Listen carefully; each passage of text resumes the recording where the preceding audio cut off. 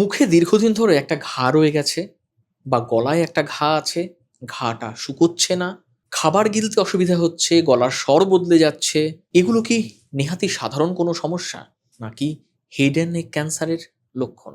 এই ক্যান্সার কিভাবে শুরু হয়, কারা বেশি ঝুঁকিতে থাকেন? সময় মতো যদি হেড অ্যান্ড নেক ক্যান্সার শনাক্ত করা যায়, তাহলে কি পুরোপুরি সুস্থ হওয়া যায়, ক্যান্সারকে সম্পূর্ণ নির্মূল করা যায়? আসুন এই প্রশ্নগুলোর উত্তর খুঁজে নেব আজকের পর্বে আমাদের সঙ্গে আলোচনায় রয়েছেন বিশিষ্ট ক্যান্সার বিশেষজ্ঞ ডক্টর সায়ন পাল। আমি স্যারের কাছে যাব, অনেকগুলো প্রশ্ন আছে জানি, আপনাদেরও অনেক প্রশ্ন আছে, সেগুলো নিয়ে আলোচনা হবে। ভিডিওটি শেষ পর্যন্ত থাকুন, আশা করি যেগুলো আলোচনা হবে তাতে আপনারা উপকৃত হবেন। ভিডিওটি ভালো লাগলে লাইক করুন, প্রশ্ন বা মতামত থাকলে অবশ্যই আমাদের কমেন্ট বক্সে লিখুন এবং শেয়ার করুন ভিডিওটি। আর যারা আমাদের চ্যানেলে নতুন এসেছেন তারা চ্যানেলটিকে সাবস্ক্রাইব করুন। স্বাস্থ্য সংক্রান্ত নানা বিষয় নিয়ে আমরা প্রতিনিয়ত আপনাদের জন্য আলোচনা করছি। আসুন আজকের আলোচনা শুরু করি। স্যার, আপনাকে স্বাগত জানাচ্ছি হেলথ ইম্প্যাক্ট বাংলায়। অনেক ধন্যবাদ হেলথ ইম্প্যাক্ট বাংলাকে। স্যার, শুরুতে আমরা যেটা জানতে চাইবো যে হেড অ্যান্ড নেক ক্যান্সার, এটা বলতে ঠিক কোন কোন ক্যান্সারগুলোকে বোঝানো হচ্ছে? হ্যাঁ, হেড নেক ক্যান্সার বলতে আমরা বোঝাই যে মুখের আর গলার ক্যান্সার, মানে আমাদের ঠোঁট থেকে শুরু করে হাইপোফ্যারিংস অবধি, মানে গলায় ল্যারিংসের নিচে যে অংশটা হাইপোফ্যারিংস বলি সেই অংশটা, এবং নাকের পেছনে নেজোফ্যারিংস, এই নাকের পেছন থেকে শুরু করে গলার একদম শেষ অবধি যে ক্যান্সারগুলো হয়, তার মধ্যে ভাগ করলে আমরা দেখবো যে মুখের ক্যান্সার মানে ওরাল ক্যাভিটির ক্যান্সার। ওরাল ক্যাভিটি মানে হলো ঠোঁট, মাড়ি, তারপরে তালু, জিভ, এই জায়গার ক্যান্সার। ওরোফ্যারিংস মানে টনসিলের ক্যান্সার, জিভের পেছন দিকটার ক্যান্সার, ভ্যালিকুলা বলে একটা জায়গা থেকে সেটার ক্যান্সার। ষড়যন্ত্রের ক্যান্সার মানে ল্যারিংসের ক্যান্সার, এবং ষড়যন্ত্রের পরে হাইপোফ্যারিংস যে জায়গাটা বলে তার ক্যান্সার। আর একটা হলো নেজোফ্যারিংস মানে নাকের পেছনের ক্যান্সার। খুব রেয়ারলি নাকেরও কিছু কিছু ক্যান্সার হয়, বা প্যারানেজাল সাইনাস বলি আমরা যেগুলোকে, সাইনাস আপনারা সাধারণ ভাষায় যেটাকে বলেন, তারও ক্যান্সার হয়। প্যারোটিড গ্ল্যান্ডের বা স্যালিভারি গ্ল্যান্ড, লালা গ্রন্থির কিছু কিছু ক্যান্সার হয়, সেগুলোকেও হেড নেক ক্যান্সারের মধ্যেই ধরা হয়। আচ্ছা স্যার, হেড অ্যান্ড নেক ক্যান্সারের আওতায় এতগুলো ক্যান্সার রয়েছে, সেগুলো সম্পর্কে তো আমরা জানবো, তার লক্ষণগুলো জানবো, কিন্তু তার আগে স্যার একটু বলুন যে ঠিক কি কি কারণে এই ক্যান্সারগুলো হতে পারে? হ্যাঁ, এই কারণটা খুব দুর্ভাগ্যজনক। এই ভারতীয় উপমহাদেশে হেড নেক ক্যান্সার হলো সবচেয়ে বেশি, মানে আমরা হলাম হেড অ্যান্ড নেক ক্যান্সারের জন্য, মানে সারা পৃথিবীতে সবচেয়ে বেশি হয় ভারতীয় উপমহাদেশে বলছি। তার কারণ হলো, মূল কারণ হলো তামাক, টোবাকো, মানে টোবাকো চিউইং, যেমন গুটখা।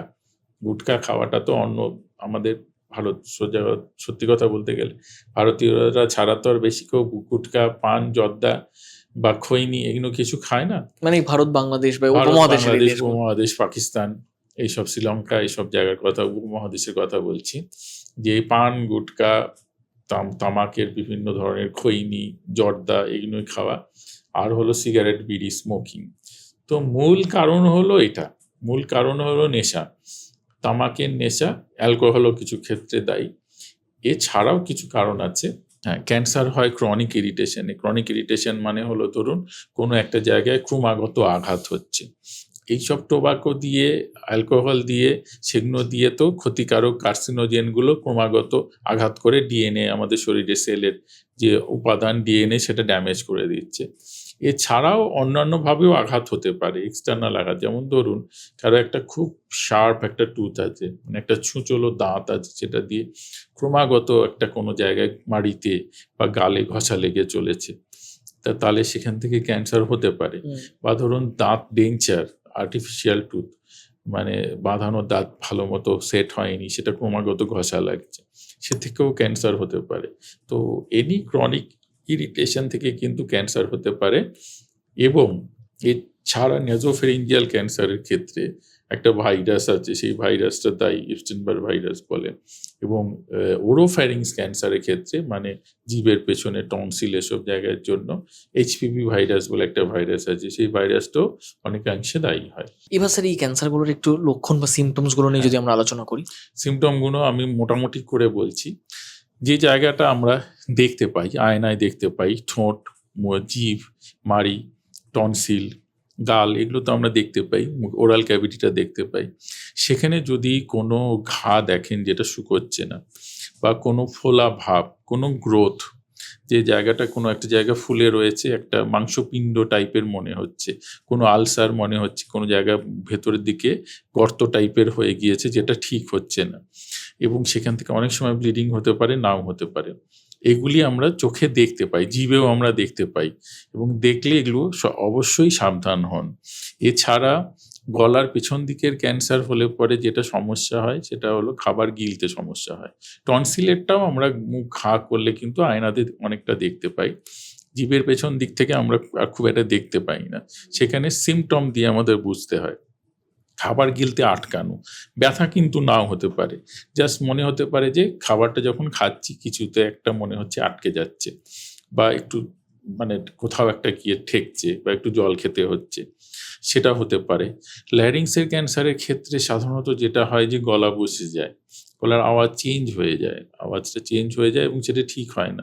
অনেকেই ভাবেন ঠান্ডা লেগে গলা বসে গিয়েছে, সেটা সাধারণত ঠিক হয়ে যায়, কিন্তু দীর্ঘমেয়াদী গলা বসে গেলে মুশকিল হয়। কিছু কিছু ক্ষেত্রে শ্বাসকষ্ট হতে পারে, ধরুন হাইপোফ্যারিঞ্জিয়াল ক্যান্সারের ক্ষেত্রে অনেক ক্ষেত্রেই হয়, ল্যারিংসের ক্ষেত্রেও হয় যে শ্বাসকষ্ট হচ্ছে, মানে অন্য কিছু হচ্ছে না কিন্তু শ্বাসকষ্ট হচ্ছে। অনেকবার তার দেখা যায় যে চেস্ট এক্সরে করা হচ্ছে, কিন্তু গলার অনেক সময় ওই গলার পেছনে ক্যান্সারের জন্য তার শ্বাসকষ্ট হতে পারে। আর একটা যেটা হয় নাকের পেছনে, নেজোফেরিংসের ক্যান্সারের ক্ষেত্রে নাক বন্ধ হয়ে যাওয়া বা নাক দিয়ে ব্লিডিং হওয়া, যে নাক বন্ধ, সবসময় নাক বন্ধ বন্ধ থাকছে, ভারী ভারী থাকছে, গলার আওয়াজটা পরিবর্তন হয়, নেজাল গলার আওয়াজ নাকি নাকি সুরে হয়ে গিয়েছে, এবং গলায় যদি কোনো লিম্ফ নোড দেখা যায়, মানে গুটলি টাইপের। নেজোফেরিঞ্জিয়াল ক্যান্সারের ক্ষেত্রে নাকের পেছনের অংশে অনেক সময় দেখা যায় যে শুরুতে শুধু গলাতেই গুটলিটা বোঝা যাচ্ছে, বাকি কিছু সিমটম বোঝা যাচ্ছে না। গলায় লিম্ফ নোড, গুটি গুটি গলার মধ্যে লিম্ফ নোডগুলো, যেগুলো আমরা নোডস বলি আর কি। ছোট বাচ্চাদের অনেক সময় টনসিল হলে পরে গলায় নোটস ফোলে না, তেমনি নোটস ফুলে যাওয়া। তো এইগুলো যদি হয়, এগুলি কিন্তু হেড নেক ক্যান্সারের রোগ লক্ষণ। এগুলো হলে কিন্তু একটু সাবধান হতে হবে এবং ক্যান্সার বিশেষজ্ঞের পরামর্শ নিতে হবে। আচ্ছা স্যার, এই হেড এন্ড নেক ক্যান্সারের ক্ষেত্রে স্যার শনাক্তকরণের ক্ষেত্রে কি কি পরীক্ষা নিরীক্ষা করা হয়? হ্যাঁ, হেড নেক ক্যান্সারের ক্ষেত্রে দেখুন, হেড নেক ক্যান্সার সাধারণত শনাক্ত করাটা সোজা। মুখের ওরাল ক্যাভিটি যেগুলো আমরা দেখতে পাচ্ছি, অনেক ক্ষেত্রে আমরা দেখেই বলে দিতে পারি যে এটা সন্দেহজনক কি সন্দেহজনক নয়। কিছু কিছু যারা তামাক খান তাদের প্রি ক্যান্সারাস লিশন হয়, এরিথ্রোপ্ল্যাকিয়া, লিউকোপ্ল্যাকিয়া, সাবমিউকাস ফাইব্রোসিস বলে, মানে লাল লাল প্যাচ বা সাদা সাদা মুখের মধ্যে প্যাচ, মুখ ঠিক মতো না খোলা, এগুলি কিন্তু প্রি ক্যান্সারাস, ক্যান্সারের আগের, সেগুলো দেখেই বোঝা যায়। এছাড়া গলার ভেতরে হলে প্রথমত আমাদের যেটা করতে হয়, দুটো জিনিস ক্যান্সার ডিটেকশনে অন্যান্য জায়গার মতোই, একটা হলো বায়োপসি করতে হয়, বায়োপসি করে সঠিক ডায়াগনোসিস করতে হয়। বায়োপসি কিন্তু করতেই হবে, বায়োপসি করলে ক্যান্সার বেড়ে যায় এটা ভুল কথা, ক্যান্সার এমনিই বেড়ে যায়, বায়োপসি করলেও বেড়ে যাবে, না করলেও বেড়ে যাবে। বায়োপসি না করলে আমরা সঠিক মানে ইনফরমেশনটা পাবো না, এবং ইমেজিং করতে হবে। এখন অনেক রকমের ইমেজিং হয়, আমরা যেটা প্রেফার করি PET CT scan. PET CT স্ক্যানে ভালো মতো বোঝা যায় যে এটা, প্রথমত বোঝা যায় এটা ক্যান্সার কি ক্যান্সার নয়, কত বড় ক্যান্সার, চারপাশে কোনো জায়গায় ছড়িয়েছে কিনা এবং শরীরের অন্য কোথাও ছড়িয়ে গিয়েছে কিনা সেটা আমরা বুঝতে পারি। এছাড়া ইন্ডোস্কোপিক পরীক্ষা আছে, F12 বলি, ফাইবার অপটিক ল্যারিঙ্গোস্কোপি, নেজোফেরিঙ্গোস্কোপি, সেগুলো এন্ডোস্কোপিক পরীক্ষা করে দেখতে হয়। চোখে দেখা যায়, ক্যামেরা দিয়ে ছবি তোলা যায় যে কত বড় টিউমার কোথায় কোথায় গিয়েছে, এই পরীক্ষা নিরীক্ষাগুলো। এছাড়া তো নর্মাল ব্লাডের টেস্ট যেগুলো দরকার হয় সেগুলো করতেই হয়। স্যার, এবার একটু আমরা জানবো যে হেড এন্ড নেক ক্যান্সারের ক্ষেত্রে স্টেজ অনুযায়ী কিভাবে চিকিৎসা করা হয়, কি কি চিকিৎসা পদ্ধতি রয়েছে? হ্যাঁ, এবারে আমি ওই ভাগ করে করে বলছি। হেড নেক ক্যান্সারের ক্ষেত্রে মুখের যেটা, মানে ধরুন যেটা আমি বললাম যে অংশটা আমরা দেখতে পাই, যেমন জিভের, গালের বা মাড়ির, সেক্ষেত্রে আমরা সাধারণত চেষ্টা করি আগে অপারেশন করার, অপারেশন করে সেই অংশটা কেটে বাদ দেওয়ার, এবং অপারেশনের পরে বেশিরভাগ ক্ষেত্রে রেডিয়েশনের দরকার হয়, কিছু কিছু ক্ষেত্রে কেমোথেরাপির দরকার হয়। হেড নেক ক্যান্সারে মূলত রেডিয়েশন আর অপারেশন এই দুটো মেইন চিকিৎসা, কেমোথেরাপি এদের হেল্প করে। এটা তো গেল যেটা আমরা দেখতে পাই তার। যদি ওরোফ্যারিংসে হয়, মানে জিভের পেছনে এবং ভ্যালিকুলাতে, টনসিলে, সেক্ষেত্রে কিন্তু চিকিৎসা হলো রেডিয়েশন, মূল চিকিৎসা, এর সাথে অল্প করে কেমোথেরাপি দিতে হয়। তার কারণ ওটা কেটে বাদ দেওয়া যায় না, সেটা একটা বিরাট বড় অপারেশন হয়, খুব ডেবিলিয়েটিং সার্জারি। ওটা রেডিয়েশন এবং কেমো দিয়েই সম্পূর্ণ সুস্থ করা যায়। ল্যারিংস ক্যান্সারের ক্ষেত্রে আগে যেটা হতো, ল্যারিংস মানে ষড়যন্ত্র, আগে যেটা হতো সেটা হলো যে ল্যারিংস কেটে পুরো বাদ দিয়ে দেওয়া হতো। কিন্তু বিগত ধরুন বহু বছর, 40 বছর তো হবেই, 40-50 বছর ধরে এখন যেটা করা হয় সেটা হলো ল্যারিংস প্রিজার্ভেশন। ল্যারিংস প্রিজার্ভেশন মানে হলো কথা বলাটাকে মেনটেন করা। ল্যারিংস কেটে বাদ দিলে তো কথা বলার শক্তি চলে যাবে, গলায় ফুটো করে এখানে শ্বাস নিতে হবে। এখন সেটা ল্যারিংস প্রিজার্ভেশন হলো রেডিয়েশন চিকিৎসা। রেডিয়েশন চিকিৎসা এবং তার সাথে কেমোথেরাপি চিকিৎসা দিয়ে, যদি ভোকাল কর্ডের হয় তাহলে শুধু রেডিয়েশন দিয়েই সেরে যায়, এবং যদি একটু বড় হয় সেক্ষেত্রে রেডিয়েশন এবং কেমোথেরাপি একসাথে চিকিৎসা দিয়ে সম্পূর্ণ সুস্থ করে দেওয়া যায়। নেজোফ্যারিংস নাকের পেছনের ক্যান্সারের চিকিৎসা রেডিয়েশন এবং কেমোথেরাপি, হাইপোফ্যারিংসেরও চিকিৎসা রেডিয়েশন এবং কেমোথেরাপি। তাহলে দেখা যাচ্ছে যে মুখের যে অংশটা আমরা দেখতে পাই সেই অংশটা বাদে মূলত চিকিৎসা কিন্তু রেডিয়েশন চিকিৎসা এবং স্টেজ অনুযায়ী কেমোথেরাপি অ্যাড করতে হয়। এবং খুব আর্লি হলে পরে যেমন ভোকাল কর্ড কেমোথেরাপি লাগে না, শুধু রেডিয়েশনে ঠিক হয়ে যায়, কিন্তু বেশিরভাগ ক্ষেত্রে কেমোথেরাপিও রেডিয়েশনের সাথে অ্যাড করতে হয় রেডিয়েশনের এফেক্টটা বাড়ানোর জন্য। অনেক ক্ষেত্রেই আমি দেখি যে এই রোগীরা বহুদিন ধরে শুধু কেমোথেরাপি নিয়ে চলেছেন, সেটা কিন্তু চিকিৎসা নয়। মূল চিকিৎসা রেডিয়েশন চিকিৎসা, তার এফেক্টটা বাড়ানোর জন্য অল্প অল্প ডোজে কেমোথেরাপি দিতে হয়। স্যার, এই হেড এন্ড নেক ক্যান্সারের ক্ষেত্রে অনেক সময় কি হয়, কথা বলা, খাওয়া দাওয়া বা কণ্ঠস্বরের ক্ষেত্রে একটা সমস্যা তৈরি হয় এবং সেটা অপারেশনের পরে স্থায়ী সমস্যা কি থেকে যায়, এই প্রশ্নটা অনেকেই করেন। হ্যাঁ, এটা খুব ইম্পর্টেন্ট। তার কারণ এখনকার যে চিকিৎসা ব্যবস্থা হয়েছে, যা উন্নতি হয়েছে, তাতে কিন্তু লং টার্ম সাইড এফেক্টসগুলো আমরা অনেক ক্ষেত্রে কমিয়ে দিতে পেরেছি। আপনি যেটা বললেন, ধরুন মুখের, জিভের বা গালের কোনো জায়গায় যেখানে আমরা অপারেশন করি, অপারেশনের পরে অনেক সময় আবার সেগুলো ফ্ল্যাপ লাগাতে হয়, সেগুলি রিহ্যাবিলিটেশনের মাধ্যমে, বিভিন্ন থেরাপির মাধ্যমে অনেকাংশেই সেগুলো ঠিক করে দেওয়া যায়। কিন্তু বাকি জায়গাগুলো, যেমন ধরুন রেডিয়েশন চিকিৎসার জন্য আগে যে সমস্যাগুলো হতো, খাবারের ইনিশিয়ালি যখন রেডিয়েশন হয় চলে তখন একটু অসুবিধা হয়, কিন্তু লং টার্ম বলছি, যেটা হলো মূল সমস্যা হতো যে মুখটা পুরো শুকিয়ে যেত, মানে লালাটা তৈরি হতো না। রেডিয়েশন দিলে লালা না তৈরি হলে পরে খাবারের টেস্টও পাওয়া যেত না, খাবার গিলতেও খুব কষ্ট হতো, গলার আওয়াজও ঠিকঠাক হতো না। সেইটা কিন্তু আধুনিক রেডিয়েশন চিকিৎসায় সম্পূর্ণরূপে অ্যাভয়েড করা যায়। মানে এখন ইন্টেন্সিটি মডুলেটেড রেডিওথেরাপি বা ইমেজ গাইডেড রেডিওথেরাপি, এই আধুনিক রেডিওথেরাপির সাহায্যে মুখ কিন্তু আর শুকোয় না, লালা গ্রন্থির নিঃসরণ কম হয় না, টেস্টও সবাই নর্মালি আবার ফেরত চলে আসে, কোনো অসুবিধা হয় না। গলার আওয়াজ যেটা বলছেন, আধুনিক চিকিৎসায় গলার আওয়াজ মোটেও খারাপ হয় না। আমার রোগী রয়েছেন ল্যারিংসের, মানে ষড়যন্ত্রের রোগী এবং জিভের রোগী। আপনারা কেউ যদি আমার ফেসবুক পেজ ফলো করেন দেখবেন যে তিনি স্টেজ সিঙ্গার, এবং জিভের ক্যান্সারের অপারেশনের পরে, রেডিয়েশনের পরে তিনি স্টেজে উঠে গান করছেন। কারো বোঝার ক্ষমতা নেই যে তার এই ধরনের ক্যান্সার হয়েছিল। তেমনি ষড়যন্ত্রের ক্যান্সারের রোগী আমার আছেন গানের শিক্ষক, নামকরা গানের শিক্ষক, তিনি কিন্তু গানের শিক্ষা দিয়ে চলেছেন দেশে বিদেশে, শুধু দেশে নয় বিদেশেও গানের প্রোগ্রাম তিনি করে আসছেন। বোঝার উপায় নেই যে তার ষড়যন্ত্রের ক্যান্সার হয়েছিল, তার রেডিয়েশন চিকিৎসা দিয়ে তিনি সুস্থ বহু বছর হলো, এবং গানও তিনি সমান তালে করে চলেছেন।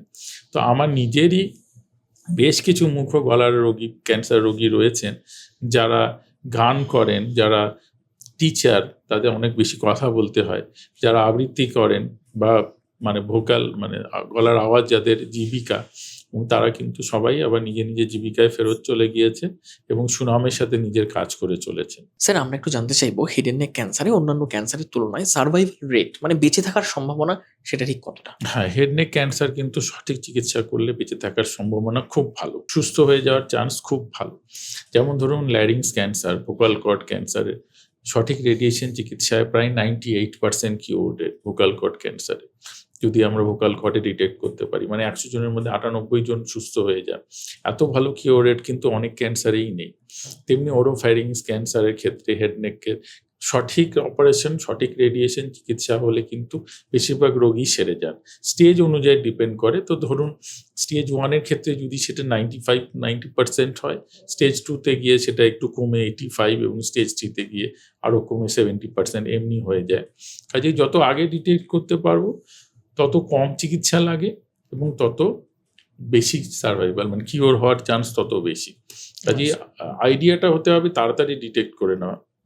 অনেকেই মুখে জানেন, অনেকেরই মুখে ঘা হয়ে থাকে অনেক দিন, হয়তো সন্দেহ হয়, হুম। কিন্তু তারা ডাক্তারবাবুর কাছে যান না। হুম, তামাক সেবীদের অনেক সময় মুখ খোলেও না, হুম, মুখের খোলাটা বন্ধ হয়ে যায়, একটুখানি মুখ খোলে, ভেতরটা তারা দেখতেও পান না ঠিক করে, হুম, তাই জন্য ঘা থাকলে সেটা বুঝতেও পারেন না। কিন্তু অনেক ক্ষেত্রে একটু অবহেলাও হয়ে যায়, মনে হয় যে না, ওই ডিনায়াল রিয়াকশন থেকে যে এটা ক্যান্সার নয় হুম। বলে দেরি হয়ে যায়। তাহলে আমি বলবো যে তাড়াতাড়ি বিশেষজ্ঞের পরামর্শ নিন, তাহলে কম চিকিৎসায় আমরা সম্পূর্ণ সুস্থ করে দিতে পারবো। আচ্ছা স্যার, এই হেড অ্যান্ড নেক ক্যান্সারকে কি সম্পূর্ণ প্রতিরোধ করা যায়? প্রিভেনশনটা এখানে কতটা জরুরি? প্রিভেনশন কিছুটা তো অবশ্যই করা যায়। তার কারণ হলো, আমি আপনাকে কারণগুলো বললাম। সেটা হলো যে প্রথমত তো তামাকটা পুরো ছাড়তে হবে। তামাক না ছাড়ার, তামাকের মতো খারাপ জিনিস কিছু নেই। টোবাকো কজেস ক্যান্সার, এটা যে লেখা থাকে সিনেমা হলে, এটা সর্বৈব সত্যি এবং প্রমাণিত। তাই জন্যই সরকার থেকে এটা লিখে দেয়। তামাক সব রকম ফর্মে তামাক ছাড়তে হবে। পান মশলা, গুটখা, খৈনি, জর্দা, বিড়ি, সিগারেট সবকিছু ছাড়তে হবে। ছাড়লে পরে আমরা অনেকাংশে ক্যান্সার কমিয়ে দিতে পারবো। মনে হতে পারে যে যারা খায় না তাদেরও তো হয়, সেটা কথা নয়। তাতে এর মধ্যে ধরুন ১০০ জনের মধ্যে যদি ৭০ জনের টোবাকো ইনডিউসড ক্যান্সার হয়, সেই ৭০ জনের ক্যান্সার কিন্তু আমরা প্রিভেন্ট করতে পারবো। ৩০ জনের হয়তো পারবো না, তাদেরও অন্যান্য বিভিন্ন কারণ রয়েছে। ধরুন এখন যা কলকাতার এয়ার কোয়ালিটি ইন্ডেক্স, তাতে আমরা দিনে ৭টা, ৮টা, ১০টা সিগারেট খাওয়ার মতো আমরা যে বাতাস সেবন করি, তাতে আমাদের সেরকম ক্ষতি হয়। তো আপনি তো Pollution এর বলতেই পারেন যে আপনি তো ডাক্তারবাবু কোনোদিন সিগারেট খাননি। তো না খেলেও আমি রোজই প্রায় ৭-১০টা সিগারেটের খাওয়ার মতো বাতাস সেবন করে চলেছি দূষণের জন্য। কাজেই একটু এগুলো তো ঠিক করা যতটা হাতে আছে। আরেকটা হলো, যদি কারো শার্প টুথ থাকে বা কোনো ধরনের ইনজুরি মুখে হওয়ার চান্স থাকে, সেই জায়গাগুলো ঠিক করে নিন। ডাক্তারবাবুকে দেখিয়ে দাঁতগুলো ঠিক করে নিন। তারপরে দাঁত যদি বাঁধানো দাঁত ঠিকমতো সেট না হয়, ওগুলোকে ঠিক করে নিন, যাতে ক্রমাগত আঘাত কোনোভাবে না লাগে। আরেকটা মনে রাখবেন, অনেকেই বলে যে আমি তো তামাক খাই না, আমি খালি সুপুরি খাই, তাহলে আমার কেন হবে? ও মসলা খাই। ব্যাপারটা কিন্তু তা নয়। ওই সুপুরি আর মসলা দিয়েও কিন্তু কন্টিনিউয়াস মুখের আপনার গালে আঘাত লেগে চলেছে। ঠিক। সেটা থেকেও হতে পারে। বা কাজেই চিউইং গাম খান অনেকে। হ্যাঁ, মানে যেটা দিয়ে কন্টিনিউয়াস আঘাত লাগে, চিউইং গামের ক্ষেত্রে শার্পস অত থাকে না, কিন্তু সুপুরি-টুপুরি মসলার ক্ষেত্রে শার্প এজেস থাকে এবং তার মধ্যেও কিছু, কিছু কেমিক্যালস থাকে যেগুলি ক্ষতিকারক। কাজেই সেইগুলো দিয়ে ধাক্কা লেগে, খচা লেগেও কিন্তু ক্যান্সার হতে পারে। কাজেই এইগুলোকে বাদ দিলে আমরা অনেকাংশে প্রতিরোধ করতে পারবো।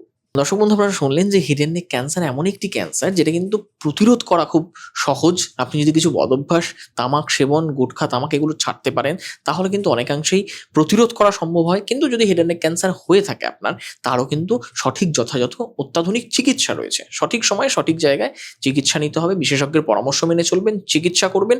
হেড অ্যান্ড নেক ক্যান্সারকে হারিয়ে আপনি স্বাভাবিক জীবনে ফিরতে পারেন। এবং সবচেয়ে বড় দরকার, প্রয়োজনীয় যেটা, সেটা হচ্ছে নেশা বা গুটখাজাত দ্রব্য, তামাকজাত দ্রব্য আপনাকে পরিত্যাগ করতেই হবে। তাহলে কিন্তু আমরা অনেকাংশে, স্যার যেমনটা বললেন, ৭০% ক্ষেত্রে হেড অ্যান্ড নেক ক্যান্সার আমরা প্রতিরোধ করতে পারি। কাজেই যদি কোনো প্রশ্ন থাকবে কমেন্ট বক্সে লিখবেন। আপনাদের প্রশ্নগুলো নিয়ে পরবর্তী কোনো পর্বে আবার আলোচনা হবে। আজকের মতো এখানে শেষ করছি। ভালো থাকুন, সুস্থ থাকুন। ধন্যবাদ।